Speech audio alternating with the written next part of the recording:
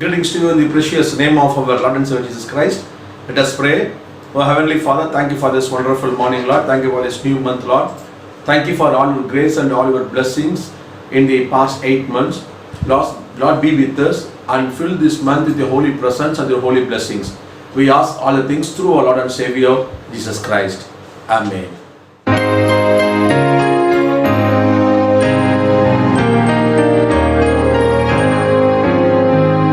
There shall be showers of blessing. This is the promise of love. There shall be seasons refreshing, sent from the Savior above. Showers of blessing, showers of blessing we need. Mercy drops round us are falling, but for the showers we plead. There shall be showers of blessing, precious reviving again. Over the hills and the valleys, sound of abundance of rain. Showers of blessing we need.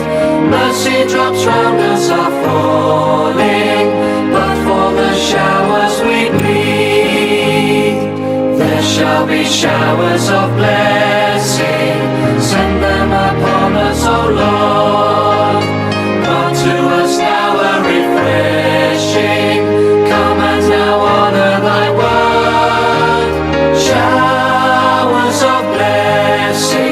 Showers of blessing we need. Mercy drops round us are falling, but for the showers we plead. There shall be showers of blessing, oh that today they might fall. Now as to God we're confessing, now as on Jesus we call. Showers of blessing we need. Mercy drops round us are falling, but for the showers we plead. There shall be showers of blessing, if we but trust and obey. There shall be seasons refreshing, if we let God have His way.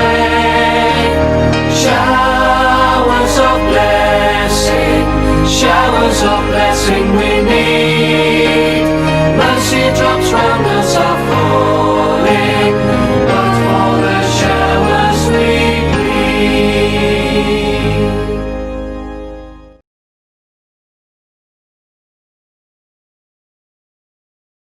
Let us pray. Oh Heavenly Father, thank you for this wonderful morning, Lord. Lord, now we are going to meditate on your word. Be with us. Make me worthy to deliver your word and speak to the hearts of the people who are going to listen this, and fill this time with your holy presence. We ask all the things through our Lord and Savior Jesus Christ. Amen. Once again I greet you all in the precious name of our Lord and Savior Jesus Christ. With God's grace we enter into the new month. Because of His grace only we are here to praise God and to worship God. Definitely God will bless this month with His great blessing. Definitely He will ensure His grace and mercy in this new month. For today's morning devotion and also promise for this month, it's from Isaiah chapter 29 verse 22. Isaiah chapter 29 verse 22. Therefore, this is what the Lord who redeemed Abraham says to the house of Jacob. No longer will Jacob be ashamed, no longer will their faces grow pale. I want to read the verse once again.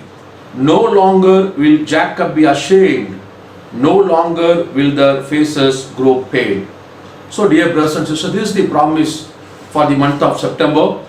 May God ensure His promise in our life in this new month. Here, God promised the people of Israel, I will never put your face into shame. No longer will Jacob be ashamed, and no longer will their faces grow pale. Here, God remembered the promises given to Abraham, and he also remembered the redemption given by him to Abraham in his days. So he wanted to bless the people of Israel by remembering the promises, by remembering the redemption given to Abraham, and he want to reaffirm and he want to rebuild the promises given to Abraham by God. So here the major promise to the people of Israel is, no longer will Jacob be ashamed. Because in this particular text, at that time, they were in the exile. They were in the Babylonian exile. So they lost everything. They lost their nation. They lost their name.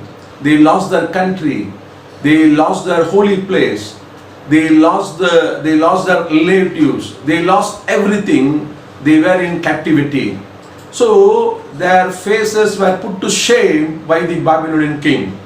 Here in the captivity, God ensured, reaffirmed the promises given to Abraham to the people of Israel when they were in exile. So dear brothers and sisters, this morning God promised the same verse in our life also. He will never put our face into shame.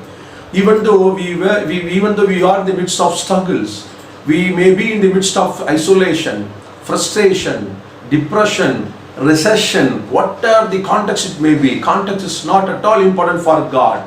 Definitely God will never put our face into shame, even though we may have we are facing many struggles, temptation, isolation, frustration, etc. So this is the promise by God in this month in our life. He will never put our face into shame. To receive this promise, we have to do three things in this new month. By doing three things, by following these three things, definitely God will never put our face into shame. What are the things we have to follow in this new month? The first thing we have to follow to receive God's blessing in this new month is self-realization. Self-realizing ourselves is the first thing we have to do in this new month to receive God's blessing. What does that mean? We have to self-realize ourselves. We have to self-realize our weakness. We have to self-realize our sinful nature. We have to self-realize and we have to confess all our weakness, failures, sinful nature in the presence of God. Then only God will never put our face into shame.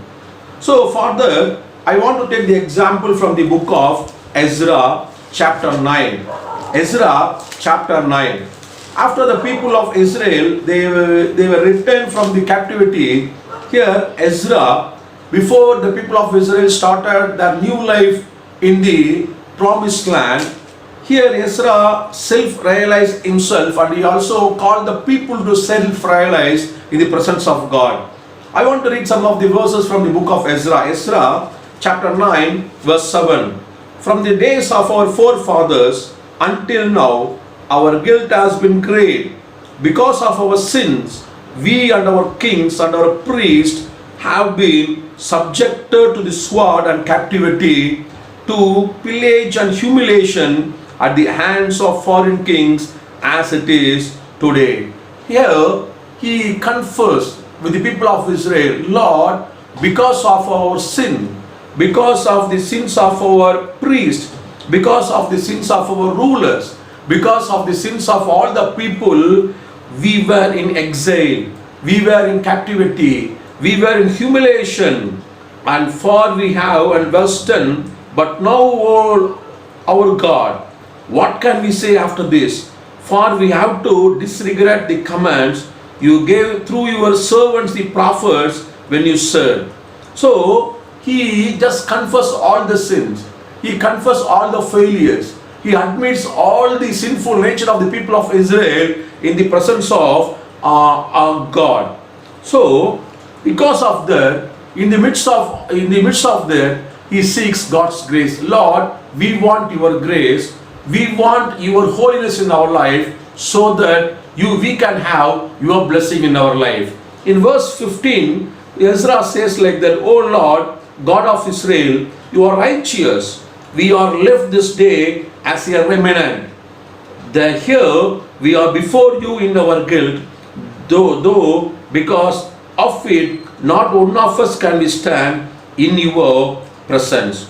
So here he just self-realizes unworthiness, his sinful nature in the presence of God, and he seeks God's grace from in this particular failure. So dear brothers and sisters, when we self-realize ourselves, when we confess all our sins in the presence of God, definitely God will give His blessings in our life in this new month. So we have to rethink our life. We have to rebuild our life. We have to remove all unholiness. We have to remove all the things which is not good in the sight of our God and Lord and Savior Jesus Christ. So Ezra, this people of Israel, he self-realized all the sins. He self-realized the failures, and he just repented with the people of Israel, and they received the blessing of God. So self-realization is the first step to receive God's blessing in this new month. The second thing we have to do is love God alone. How can we have God's blessing in this new month? The second thing we have to do is love God alone. That's something sacrificial love. In Job chapter 8 verse 22, it says like that, your enemies will be clothed in a shame. Your enemies will be clothed in a shame. And in Psalm 129 verse 5 says like that, may all who hate Zion be turned back in shame. May all who hate Zion be turned back in shame. So dear brothers and sisters, in the teachings of Jesus also, he emphasized the same. Jesus said, first of all, love your God with all your hearts. And Jesus says like this, you have to love God more than all the things in this world. When you give importance to the worldly things rather than God, when you love God, when you love these worldly things rather than God, then definitely you will not be my disciple. So you have to love God more than your mother, more than your father, more than your brother, more than your sister, more than your children, more than everything in this world. Then only you will be my disciple. So that is a teaching by Jesus Christ in the New Testament. So dear brothers and sisters, so love on God helps or brings God's blessing in this new month. When we love God from our bottom of our hearts, definitely God will never put our face into shame. So what do you mean by love on God? It's not just say that, Lord, I love you, but it should be reflected in our life. It should be reflected in our life. So then what do you mean by love on God? But you can say in Isaiah chapter 45 verse 22 to 25. Isaiah chapter 45 verse 22 to 25. It states like that. Love on God means those who turn to God alone. So the love on God means the first symbolize the sign of repentance. Those who turn to God alone. So then love on God means those who kneel before God, those who bow down before God, those whose tongue swear or confess God, and those who comes to God's shelter. So dear brothers and sisters, love on God is not just confessing God, I love you. It's something which should be reflected in our life. So love on God is something we are just turning our life towards God, turn to our God. Love on God is something kneel before our God. It's bow down before our God. It's something confessing our God as a Savior with our tongues. And it also come to God's shelter. So dear brothers and sisters, it means, in single words, it means love on God, it should reflect through our faith. Through our faith. Without faith, we can't exhibit the love on God. So when we love God wholeheartedly, definitely God will never put our face into shame. So that you can see in the life of Daniel and also Shadrach, Meshach, Abednego. So these people, they love God rather than anything in the world. Even they love God more than their life. Because of that, Daniel was put into lion's den. The Shadrach, Meshach, Abednego, they were put into fire, even though they were in the midst of a problem, even though they were in the midst of something temptation and struggles. God never leave these people alone.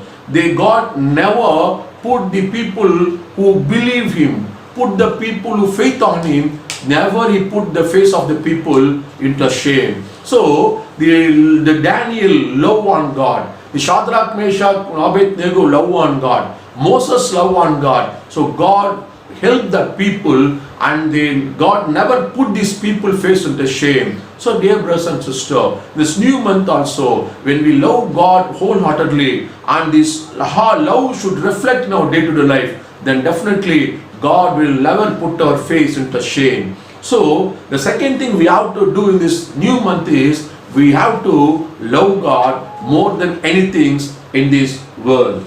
And third thing we have to do in this new month to receive God's blessing is hope in God alone. Hope in God alone. First thing we have to do is self-realization. Secondly, love on God. Thirdly, hope in God alone. In Isaiah chapter 49 verse 23, Psalm chapter 69 verse 6, Psalm 69 verse 6, it states like that: when we have hope on God, definitely God will never put our face into shame. When we have hope on God, definitely we will wait until God's time, or we will wait for God's time. Dear brothers and sisters, many times we used to meet many problems because of our immediate action or because of our immediate reaction. Here, when we have hope in God, definitely we will wait for God's time. When we wait for God's time, definitely God will never put our face into shame. Then we can see in the life of David. David had got two chances to kill Saul. He got two chances to kill Saul, but he refused to kill Saul because he waited for God's time. He waited to God's act in his life. He waited for God's opportunity. He waited